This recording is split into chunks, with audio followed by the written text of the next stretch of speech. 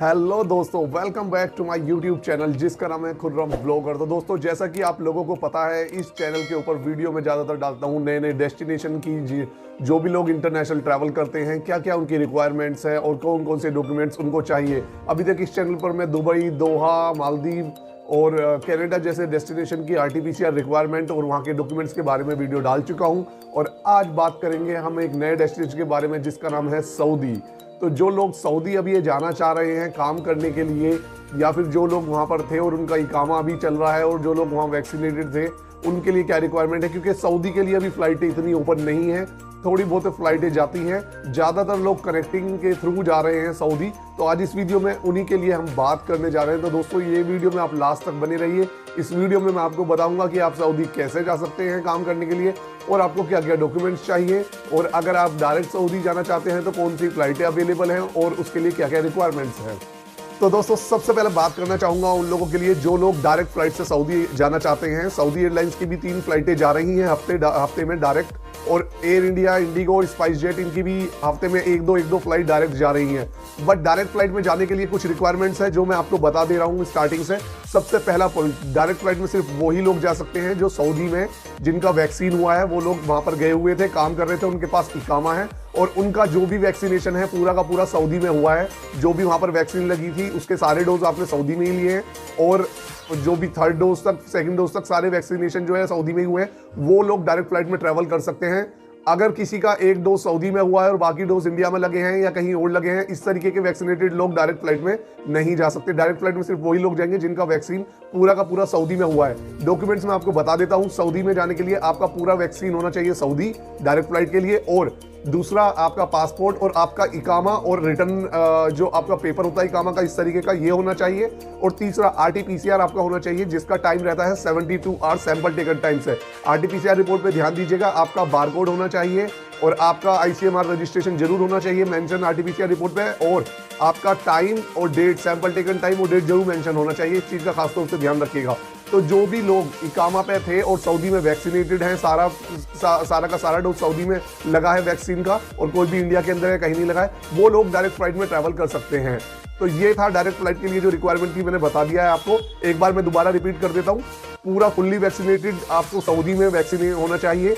दूसरा आपका पासपोर्ट, तीसरा आपका इकामा का रिटर्न पेपर होना चाहिए, जो मैं यहाँ बार बार आपको दिखा रहा हूँ, जो इस तरीके का पेपर आपको मिलता है।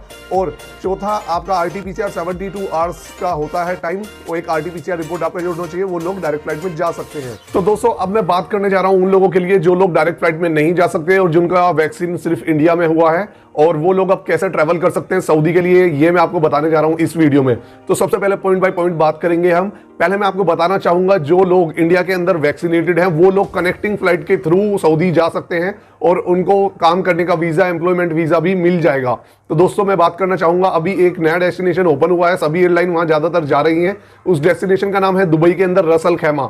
वहां जाकर लोग वहां से क्वारंटीन होकर उसके बाद 10 या 12 दिन बाद या 14 दिन बाद आप सऊदी के लिए वहां से ट्रैवल कर सकते हैं। तो इस तरीके से आप सऊदी जा सकते हैं, और वहां जाने के लिए क्या क्या डॉक्यूमेंट्स आपको चाहिए होंगे वो मैं पॉइंट बाय पॉइंट बता देता हूं, और इस वीडियो में मैं आपको वो डॉक्यूमेंट्स की एक वीडियो भी डाल दूंगा ताकि आपको सारी चीजें क्लियर हो जाए। तो सबसे पहले बात करूंगा कि वहां जाने के लिए आपको, क्योंकि आप सबसे पहले दुबई जाएंगे और दुबई में क्वारंटीन होकर 14 डेज के बाद आप सऊदी जाएंगे, तो आपको सबसे पहले दुबई के सारे डॉक्यूमेंट्स पूरे करने हैं। जैसे अगर आप दुबई ट्रैवल कर रहे हैं, रस अल खैमा जाना है आपको, तो वहां के लिए आपको चाहिए पासपोर्ट जिसकी 6 मंथ वैलिडिटी होनी चाहिए। दूसरा, आपको दुबई का वीजा चाहिए, टूरिस्ट या विजिट वीजा आप लेके जाएंगे। तीसरा, आपको वहां के लिए 48 घंटे की रिपोर्ट चाहिए होगी RT-PCR की, सैंपल टेकन टाइम से 48 घंटे, यानी कि फ्लाइट से एक दिन पहले करा लेंगे आप। आपको रैपिड PCR कराना होगा जो एयरपोर्ट पे होता है दुबई के लिए 6 घंटे पहले, जिसका चार्जेस है 3900 दिल्ली एयरपोर्ट पे आपको पड़ेगा, जेनेस्ट्रिंग लैब वहां पर करती है। और पांचवा, आपको वहां से आने के लिए रिटर्न पेपर भी चाहिए होगा, क्योंकि वहां दुबई आप जा रहे हैं टूरिस्ट वीजा पे या फिर विजिट वीजा पे, तो 1 महीने के अंदर अंदर का आपको रिटर्न टिकट भी चाहिए होगा। और आपको वहां के होटल का क्वारंटीन जो है वो भी पेपर लेकर आना पड़ेगा होटल का, कि आप कितने दिन वहां क्वारंटीन हो रहे हैं। और उसके बाद फिर आप जब दुबई पहुंचेंगे, वहां क्वारंटीन होंगे रस अल खैमा में, उसके बाद फिर आप आगे सऊदी के लिए ट्रैवल कर पाएंगे। सो अब इस वीडियो में दिखाने जा रहा हूं मैं एक पैसेंजर के डॉक्यूमेंट जो जा रहे थे कनेक्टिंग फ्लाइट से सऊदी के लिए। तो इस वीडियो को कंटिन्यू रखिएगा। मैं आपको एक ही पैसेंजर के डॉक्यूमेंट दिखा रहा हूँ जिनके पास सऊदी का वीजा भी था, और वो दुबई से कनेक्टिंग, रस अल खैमा से कनेक्टिंग सऊदी के लिए जा रहे थे। तो दोस्तों सऊदी का ये वीज़ा देख सकते हैं 27 दिसंबर 2021 तक वैलिड है। आप नीचे देख पा रहे होंगे अमल लिखा हुआ है, जिसका मतलब होता है वर्क या एम्प्लॉयमेंट वीज़ा सऊदी के लिए। तो दोस्तों ये 90 डेज़ का भी वर्क वीज़ा है, उसके बाद आपका परमानेंट वीज़ा सऊदी में लग जाता है। वन बाय वन मैं आपको पेपर दिखा देता हूँ सऊदी जाने के लिए कनेक्टिंग में क्या क्या चाहिए आपको। ये देखिए कि एक एयरलाइन का टिकट है रसल खैमा के लिए, उसके बाद ये दुबई का, क्योंकि रसल खैमा जाके आपको जाना है, ये दुबई का टूरिस्ट वीज़ा लगा हुआ है पैसेंजर का, तो वो टूरिस्ट वीज़ा लेके जा रहे हैं। और टूरिस्ट वीज़ा है तो 1 महीने के अंदर रिटर्न टिकट भी आपको चाहिए होता है।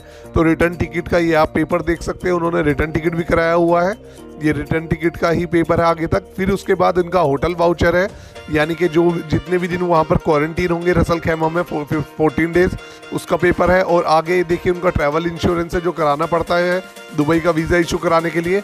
और ये आगे आप देखिए, क्योंकि दुबई जा रहे हैं तो दुबई जाने के लिए आपको बार कोड भी एक बनाना होता है अराइवल का, ये बार कोड भी ज़रूरी है। पहले आपको सारी रिक्वायरमेंट दुबई की फुलफिल करनी है, उसके बाद ये RT-PCR रिपोर्ट देख लीजिएगा, इनका नाम मेंशन है और यहाँ पर डेट और टाइम सब मेंशन है। RT-PCR रिपोर्ट 48 घंटे के अंदर अंदर सैंपल टेकन टाइम से इसका टाइम लगता है। फिर उसके बाद देखिए दुबई जाने के लिए आपको रैपिड PCR रिपोर्ट भी लेके आना पड़ेगा, जो फ्लाइट टाइम से 6 घंटे पहले आपको कराना होता है।